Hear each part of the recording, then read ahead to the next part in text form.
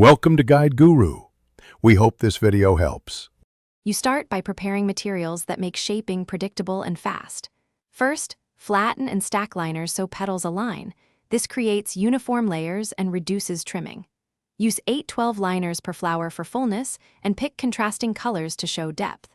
Then cut a small central hole in the stack wide enough for your floral wire or a pipe cleaner.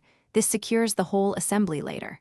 Once done, separate the stack into 2-3 layered groups to form inner and outer petals and move to shape. You now shape petals and build the flower body.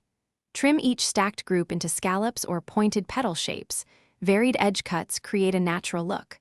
Once trimmed, nest smaller stacks inside larger ones and apply a small glue dot between layers so petals hold but still flare. Then push your floral wire through the center hole and splay inner petals around the stem. Make sure to wrap the base with an extra liner scrap or floral tape to hide glue and strengthen the connection. You finish by fluffing and securing the flower for a polished look. Gently separate each liner layer and curl petal edges outward with a toothpick or your fingernail. This adds dimension and mimics real petals. If petals sag, add a small glue dot at the base where layers meet and press briefly until set. For stems, twist the wire tip into a loop and cover with floral tape for a neat finish. If layers slip later, reinforce behind the petals with tiny glue dots to preserve shape. Thanks for watching.